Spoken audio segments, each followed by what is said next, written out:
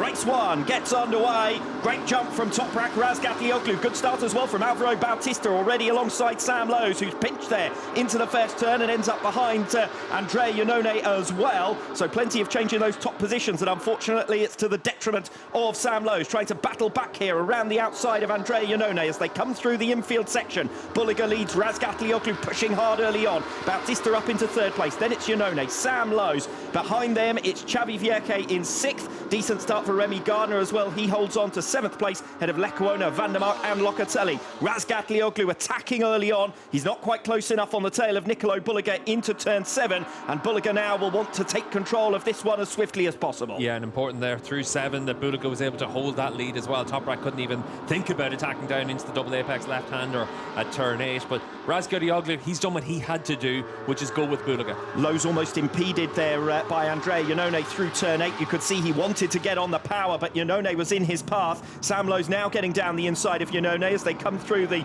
Cremona corner, turn 10, and Sam Lowes has indeed got through on Andrea Iannone. That's for 4th position. Top 2 breaking away. Bulega versus Razgatlioglu. It's under heavy braking in towards turn 11, over 200 metres on the brakes into there, but it's not long enough for Toprak Razgatlioglu to find his way through. Bulega holds firm, 0.8 of a second now. The gap to Alvaro Bautista behind as Razgatlioglu makes a bold block pass through the bowl, the final turn of lap number 1, and Razgatlioglu hits the front, proving he means business here in Cremona. Toprak didn't race here last year, but we didn't see too many moves in that corner, and Razgatlioglu able to take Bulega by surprise there, but it's a long race at 23 laps. The one thing for Toprak is he knows his only chance to win is to win from the front. He's not going to be able to stick with Bulega all the way through. He has to put himself in a position where he can block pass and make those moves. That's bad news, unfortunately, for Andrea Locatelli, coming to grief as early as lap number 2. Our most recent race winner is out of the reckoning for the podium places in race 1 here in Cremona. Bulega again closes tight to the tail of Toprak Razgatlioglu through turn 9, and now through the Cremona corner. It is Razgatlioglu at the head of the field. Bulega was very close to making the pass down the straight a lap ago. Toprak had to use all the width of the circuit, and it might be a similar situation again here. Bulega seems slightly further back, but look at the acceleration and the closing speed. Now under heavy braking. We'll see if Toprak can pop back in front. No, Bulega is through for track position and the race lead here in Cremona on lap number 3. Yeah, and Bulega's going to try and Razgatlioglu bold from behind once again into the final turn, just he did at the end of lap number 1, and Razgatlioglu knows he needs track position here in this race against Bulega. Yeah, Bulega trying to defend that position. He was a little bit tighter through that section compared to the first lap, but Razgatlioglu's just saying, I'm coming through regardless. You can see here through 11, this is 12, down into 13. There's not a gap there, but Toprak just puts his bike down the inside, and Bulega knows that's how the race is going to be. Brilliant racing from the two of them. We rejoin the live pictures. Nicolo Bulega getting in and through on Razgatlioglu, but also getting in too hot, and Toprak doesn't have to make his aggressive block pass into turn 13 this time around. The door opened for him to recover and actually put a little bit of daylight between himself and Nicolo Bulega. Bulega gets around the outside of Razgatlioglu, but into the braking zone. Toprak has the high ground on the inside, and once again Bulega tries his move down the back straight and in towards turn 11, but Toprak's heavy braking once again sees him recover top spot. Yeah, and Toprak, you could see the first time around Bulega was left that little bit of room on the left hand side of the track. Toprak's not going to give him that opportunity again. 0.2 of a second is now the gap at the start of lap 6. Yeah, Vandermark here on the number 60 bike as well, doing a good job on the second BMW, just keeping himself in the second group. And when the grip's there, he's doing a really solid performance. Again, a little bit like Aston, he dropped back like Toprak in that race, so we'll keep an eye on his lap times as well.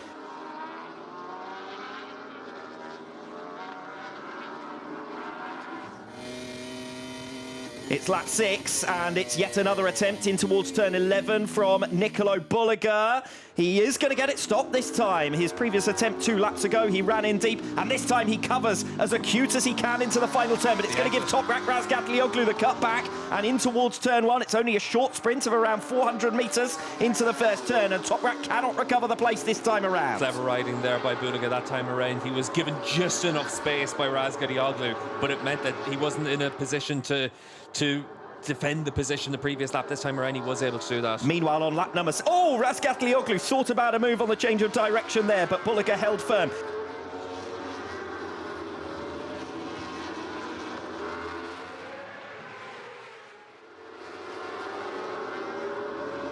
Yonone running in deep, and Gardner picks his pocket for 4th position. Behind them, Vierke, Lecuona, Vandermark, and then Petrucci. He's made his way up into 9th, just on the tail of this train, and Gardner having to get the elbows out ultimately to keep Yonone behind him. Yeah, and on this lap, Vandermark's picked up half second on the riders in front of him just because they've had to fight with each other. Oh! Yonone just doesn't have the pace, and he's just bottling everyone up. We saw it before with Sam Lowes, didn't we, where Yonone just had no pace mid-corner there at turn 8, and it was the same again there. The Hondas tripping over one another and over him. An opportunity for Michael Vandermark at the back of the train here in 8th position as they come onto the back straight on lap number 8, and all in one big long group. This is Danilo Petrucci, your 3 times race winner here in Cremona a year ago. Remy Gardner, fresh from his best result of the season last time out in Assen, comes under siege from Andrea Yonone. That was a little bit too easy from the Ducati almost to get around the outside down the straight.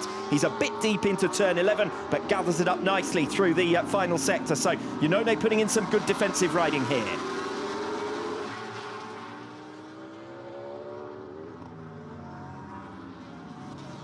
You can see there Iker Lecuona just making sure that there's a change of position there between the 2 HRC bikes, and good performance by the 2 Hondas, 6th and 7th. Yeah, friendly fire between the 2 Hondas. Iker Lecuona past Xavi Vierke on the last corner. Vierke will answer straight back, and the number 7 is back into P7, although he's trying to stick it out around the outside to have the inside on the change of direction. That forces Vierke wide. Vierke's now offline, but he's managed to cover the inside on Michael Vandermark coming through the final turn. Good action at the end of lap number 10 involving the 2 Hondas and the BMW of Michael Vandermark.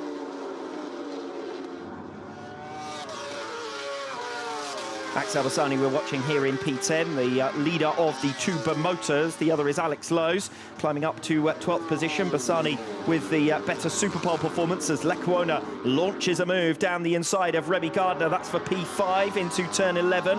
And it looks like Lecuona will be the next to have a go at the tail of Andrea Yonone for 4th position. Vierke in 7th position as things stand. Yeah, and Xavi just about to move through on Andrea Yonone. Yes, that's Lecuona coming through on Yonone there for 4th position as they come down the short 400 metres start-finish straight. Surely Yonone's not going to try and come back through there. He is. He relies on Lecuona's compliance somewhat, but Iker Lecuona then will spare his own blushes by coming through on the inside. And once again, Andrea Yonone fighting as hard as he can to defend and attack for position, but ultimately he has to give best, and it is Iker Lecuona through for P4. It's good to see this from Yonone as well, because he clearly doesn't have the pace of the other riders around him. Iker Lecuona, who'd done so well to get through on Andrea Yonone, he can't quite believe it. After his best performance last time out in Assen, a super ride to get a 5th place in race 1 of the Dutch round. He was looking good for even better here with a 4th position, and this is how it went away from him. Oh, it looks very similar to the crash he had in Phillip Island as well in the Superpole session, and you can see for Iker Lecuona, just unfortunately another unforced error from him, and this time it's from a really good position running up there inside the top 5. This is Nicolo Bulega in total control once again. 3 seconds now his margin over Toprak Razgatlioglu. And although he wasn't able to get the job done in race 2 in Assen, he's picking up where he left off in pace terms, isn't he? Bulega already 4 times a winner this season. Toprak Razgatlioglu as well.